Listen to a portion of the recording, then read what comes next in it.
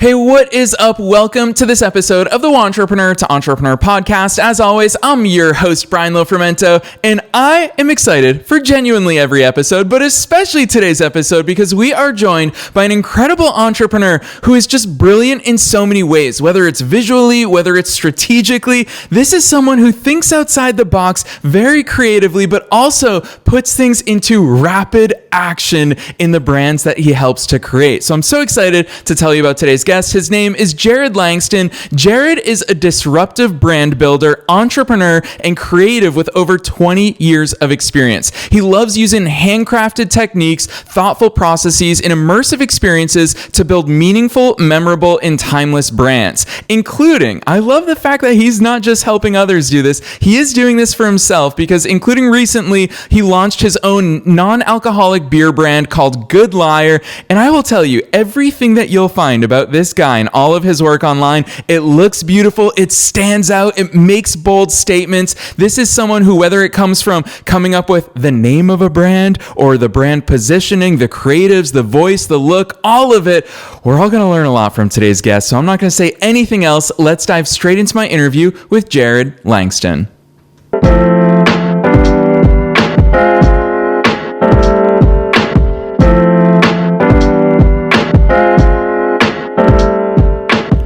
All right, Jared, I'm so excited that you're here with us today. First things first, welcome to the show. Hey, Brian, thank you. Heck yes, you have got a lot to live up to today, Jared, because I think all the work you do is so incredible. But before we get to your current work, take us beyond the bio. Who's Jared? How'd you start coming up with your creativity, the work that you do? I want to hear that backstory. Yeah, so it's definitely a long story, but I had originally started out as a graphic designer.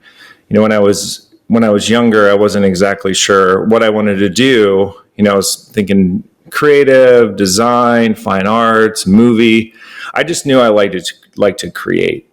And so from that standpoint, I knew I just had to keep creating and doing stuff. And starting out, I hated school. I absolutely hated it.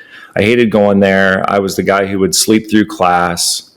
I would barely pass grades just so I could pass sports. And I would get, you know, the things that I was interested in, I would actually absolutely crush it. But then there would be subjects that I just hated. And I would literally bring a pillow into school and sleep because I hated it so much.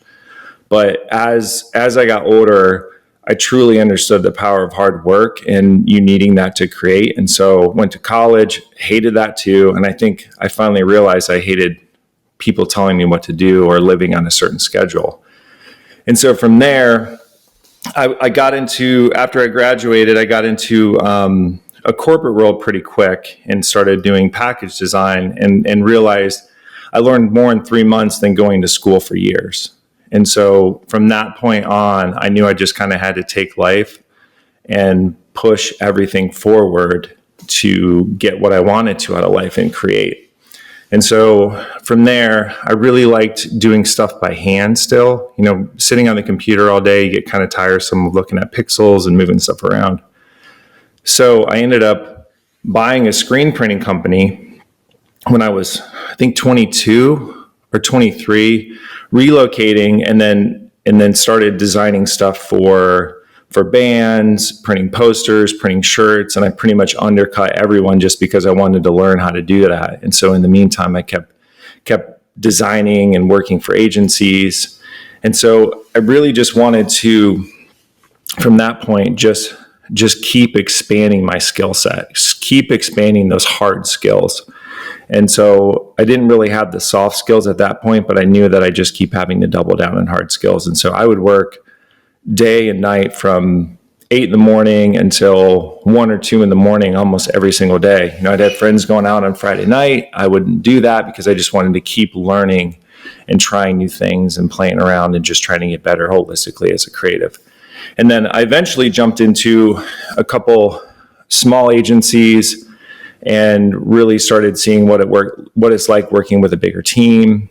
And then from there, got into a mid-size agency. And then a few years into that, the old creative director, he started up a new company. And then he called me up right away and was like, hey, I'm starting up this new agency. Do you want to come join? And so I was like, hell yeah, let's do this. And was building brands for well over 10 years within that for other people.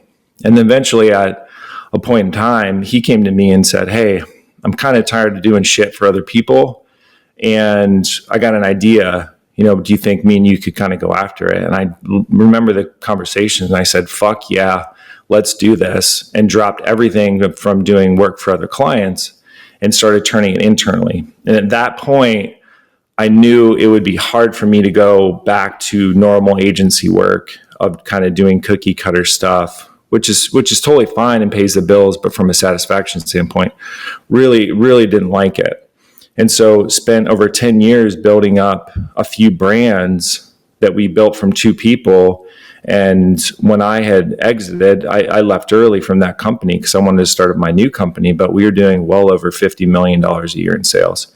And granted, that's a huge shout out to the entire team and everyone along the way, and the struggles that we went through to get that. But it literally started with two people, and we were working out of our houses, and we just grinded our way through it to understand where you could really pull and build really, really big brands. And so fast forward to today, I started up a company called Dry Department, which is don't repeat yourself.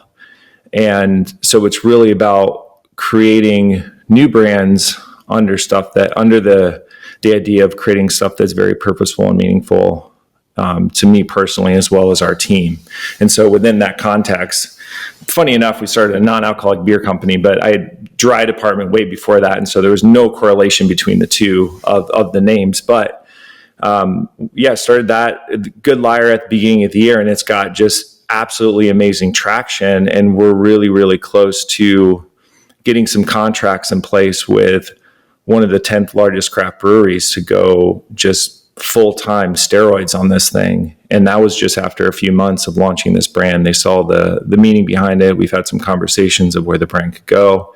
And so we're ready to put some steroids on this thing. And so I really had the insight of not only building brands for other people, but what it takes to build a brand for yourself. And it's two different worlds. And I realized that building brands for other people, you really put a lot of fluff and nonsense in that, as you give them kind of 30%.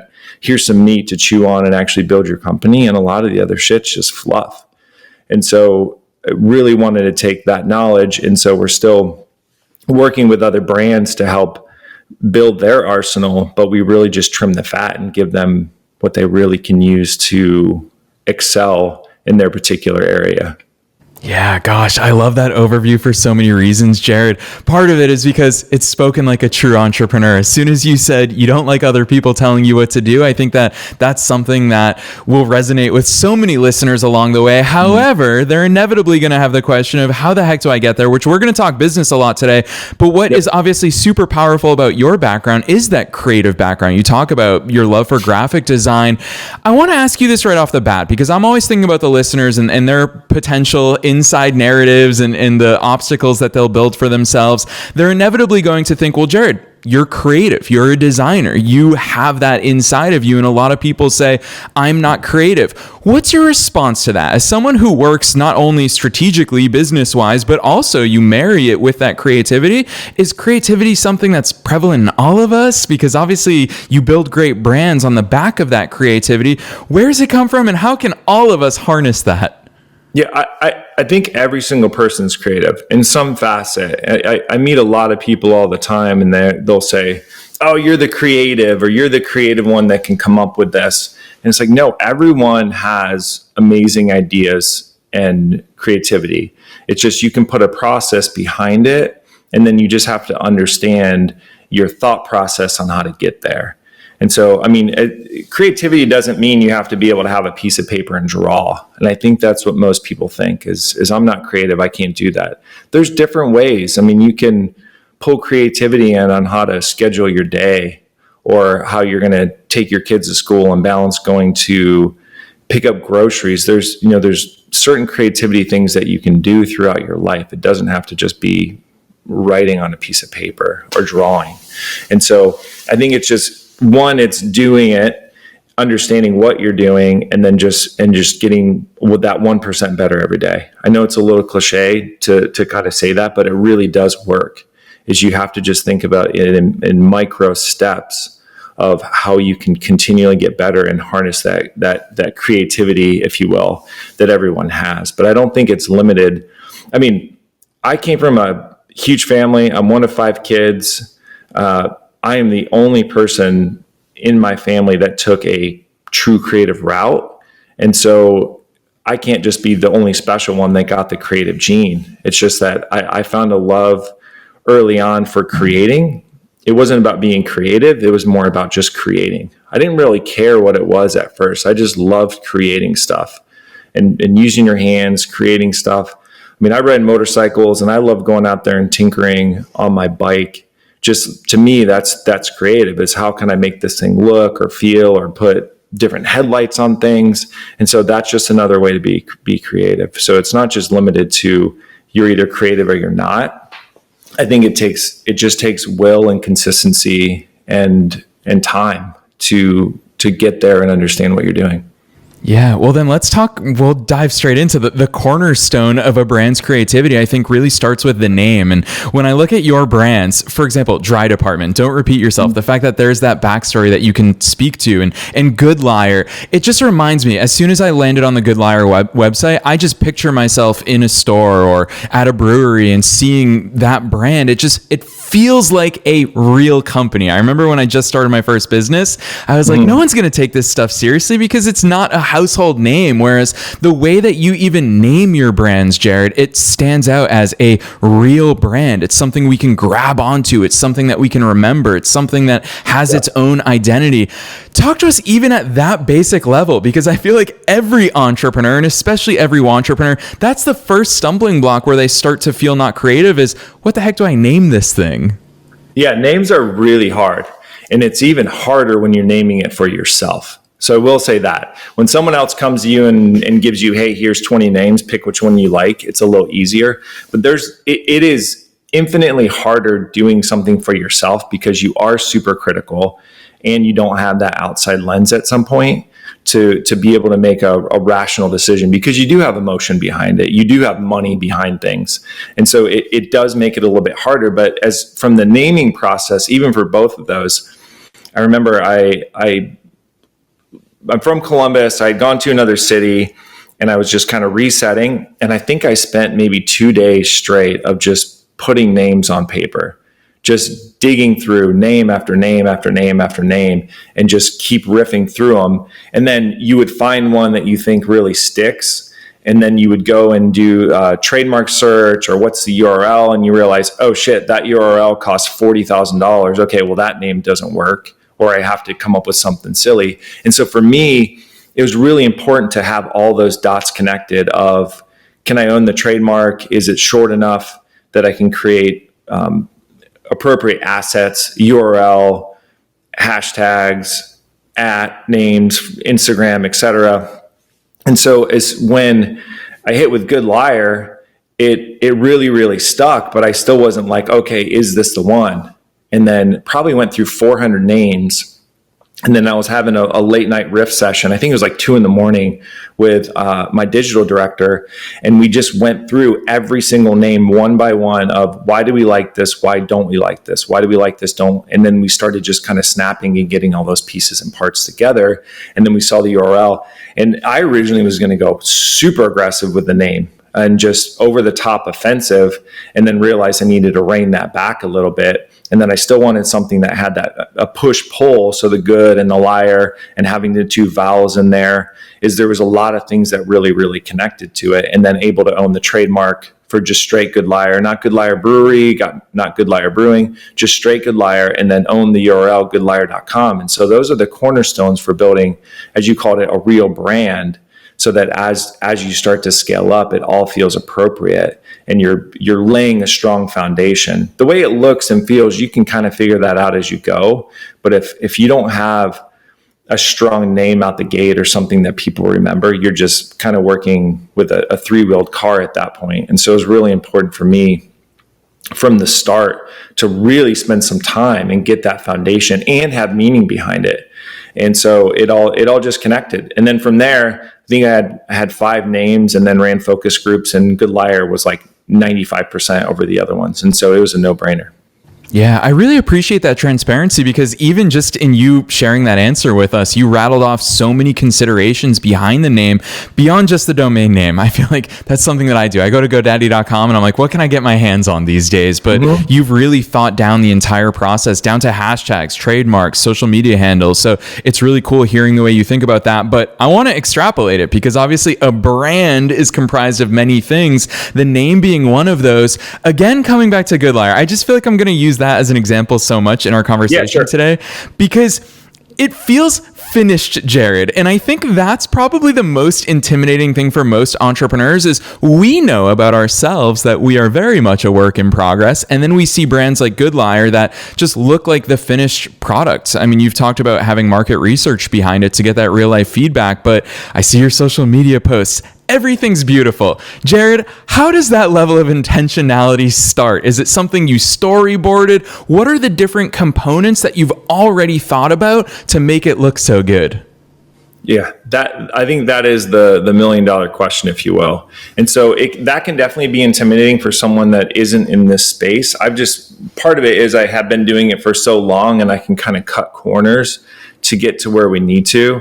And it really is, it starts down and dirty. I mean, it does start with, I just have a little tablet that I just sketch ideas out on. I'll be anywhere and I just carry that thing with me at all times, and I'll just rip through ideas.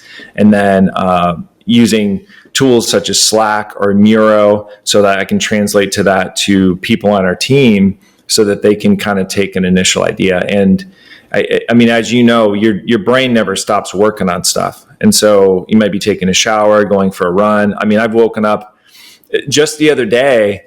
I woke up at 3 a.m. with an idea for a social media post. And then I instantly text our digital director. And I said, hey, here's the idea roughly. I didn't want to lose that.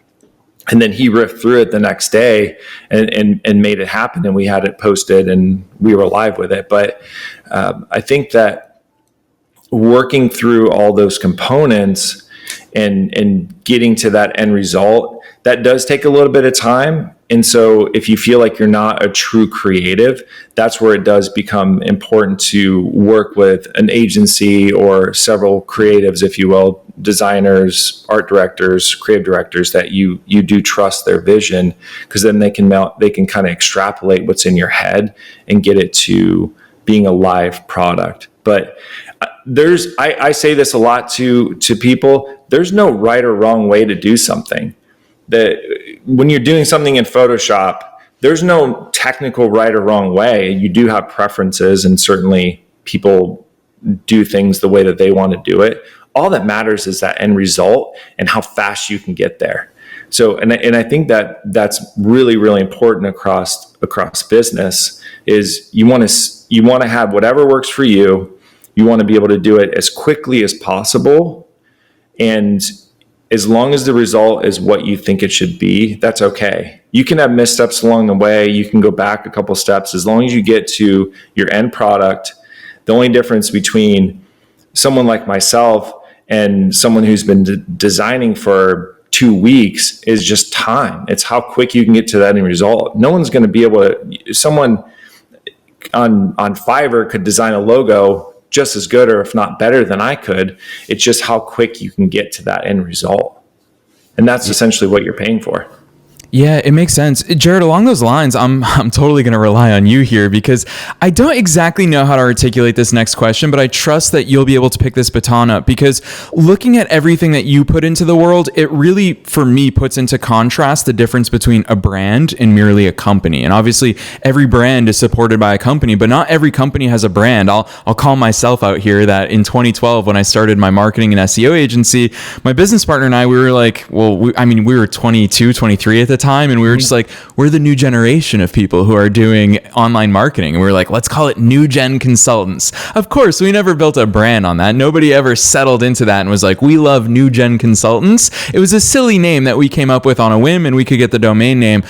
Should every company have or be a brand, or what's your response to that for all the social media agencies or web development houses out there thinking, I provide these services and that is what it is. Should they be brands? What's the power of that brand, and what's the difference between a brand and a company?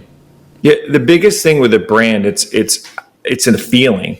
It's not a particular asset. People think a brand is a logo or your fonts or your colors. That's an identity set. It's really about the feeling that you want to instill in someone.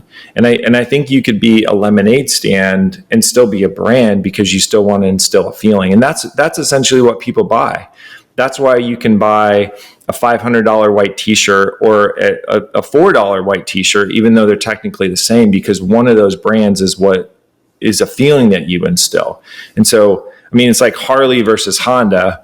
I'm sure there's some people out there, but I would say the majority of people getting tattoos are Harley tattoos and not Honda tattoos. There's a reason why Harley sells more t-shirts and net sales and merch than they do actually motorcycles.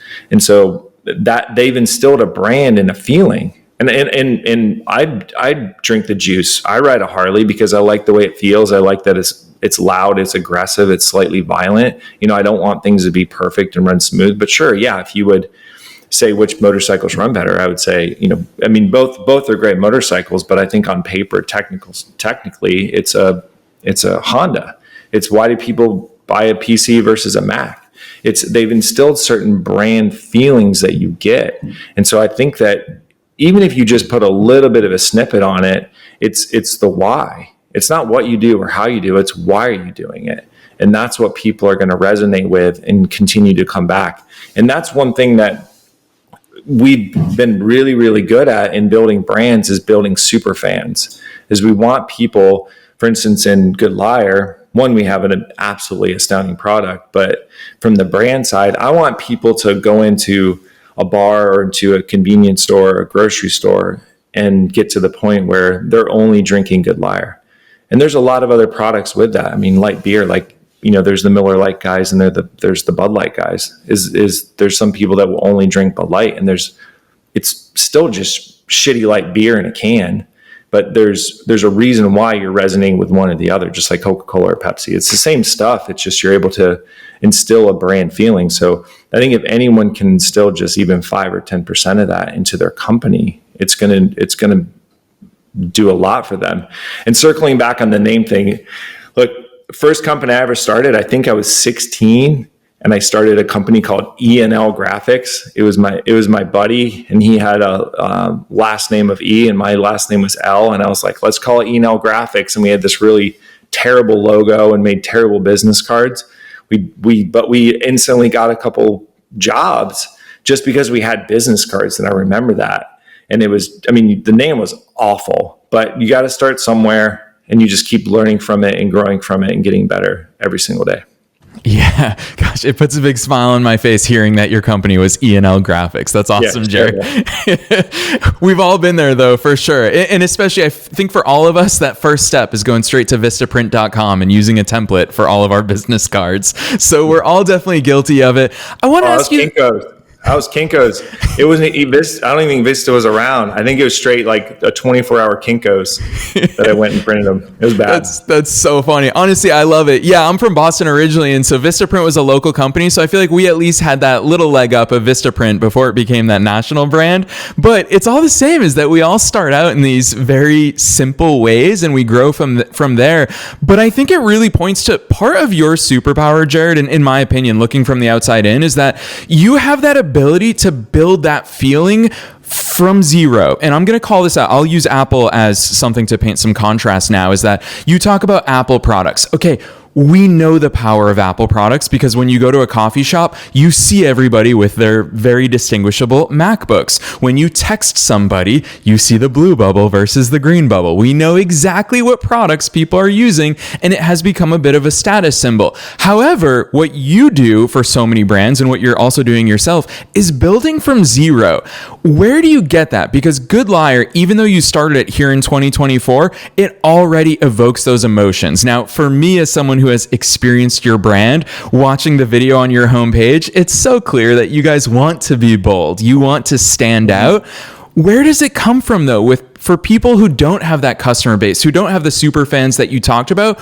What are those important ways that we can show our values and instill those feelings in people before they've either they've ever experienced it or they've ever even seen someone else experience it? There's no word of mouth yet.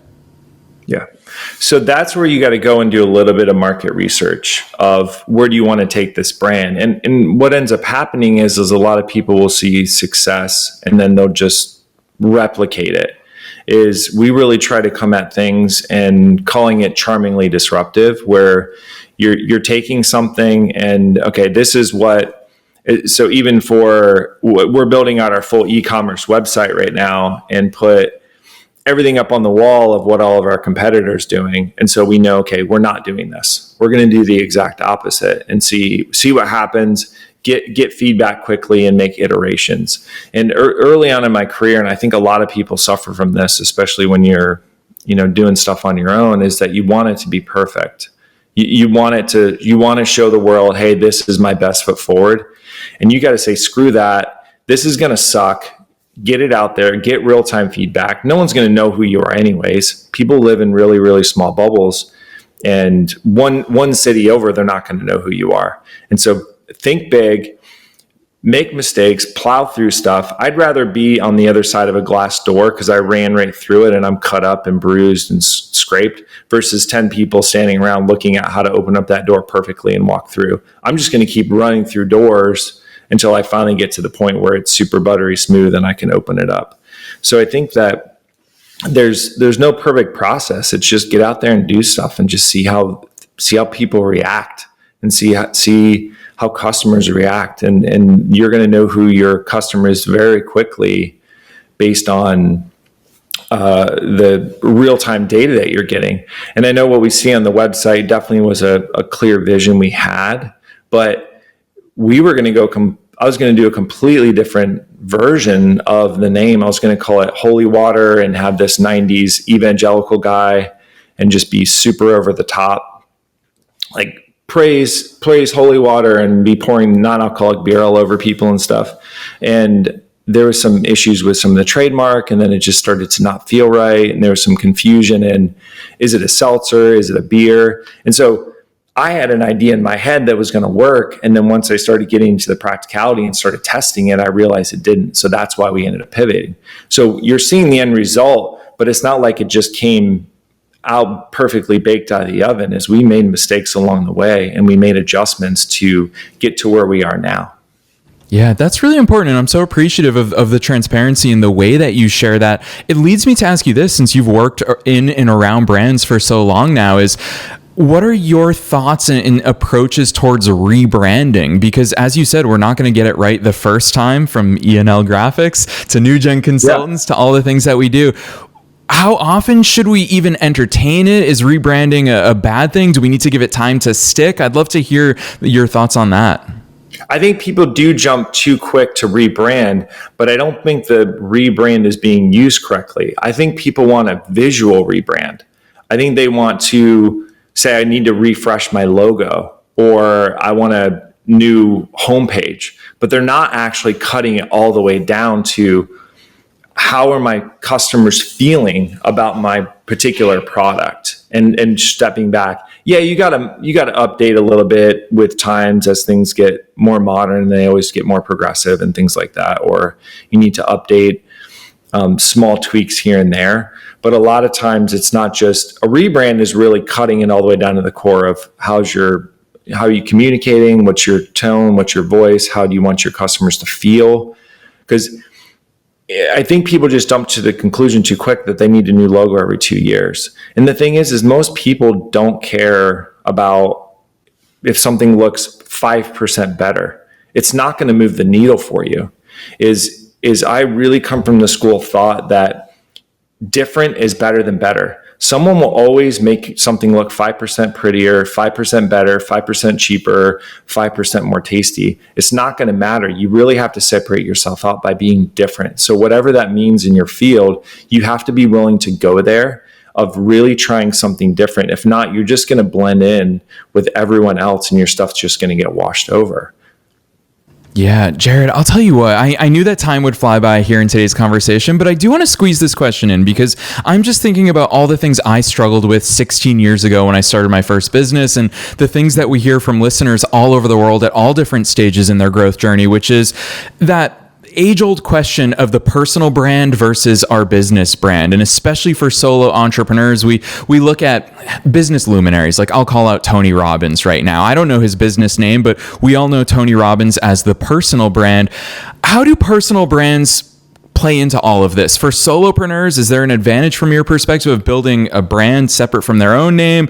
Should they also simultaneously be building a personal brand? As someone who's as talented as yourself, I'm wondering, where does the Jared Langston brand lie?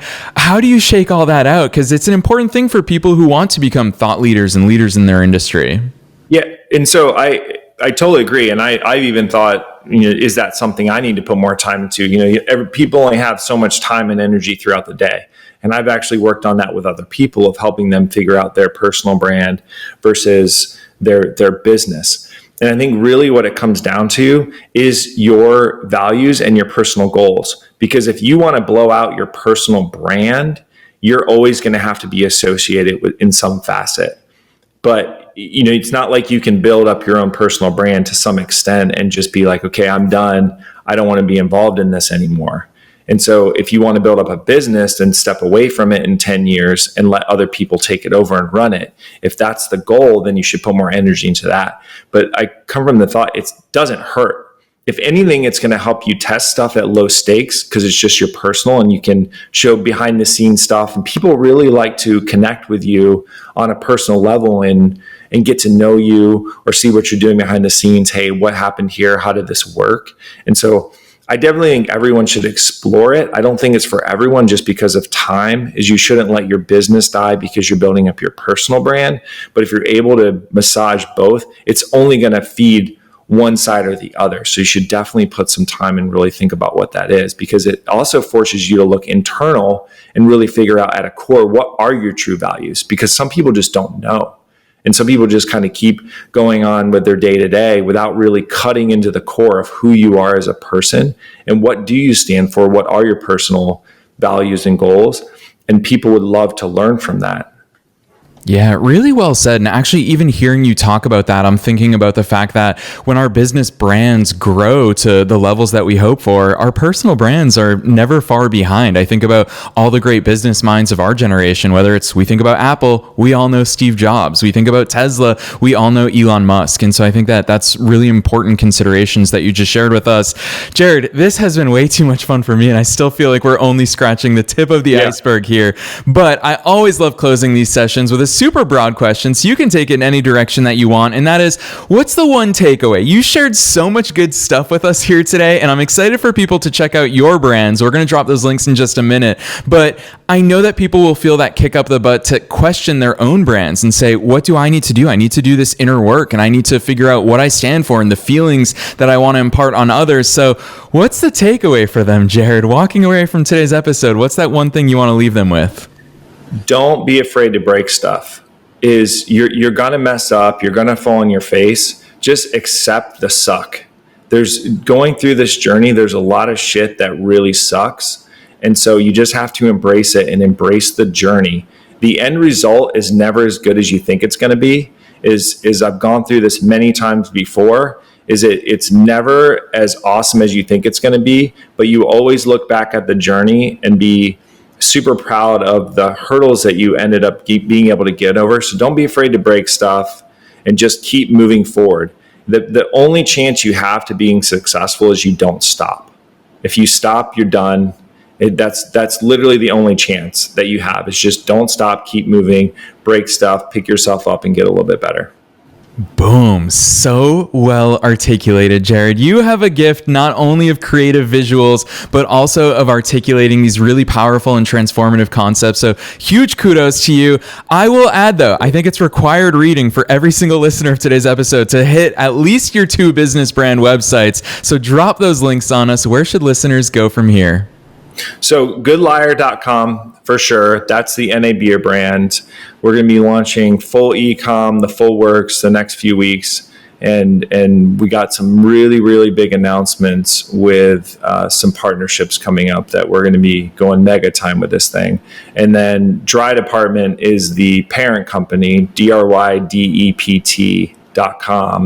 And there's a little bit of information on there that's getting fleshed out too. It's one of those things that you always work on other stuff except for yourself. And so you always work on other brands. And so for us, it's Good Liar. So, but you can hit us up on either one of those websites, and you're going to be definitely seeing a lot more of us in the next few months.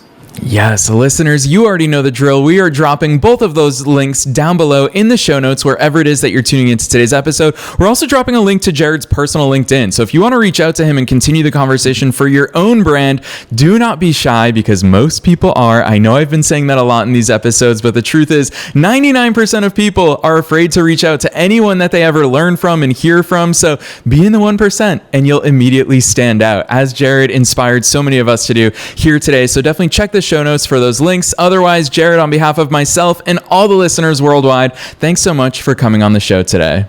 Appreciate it. Thank you.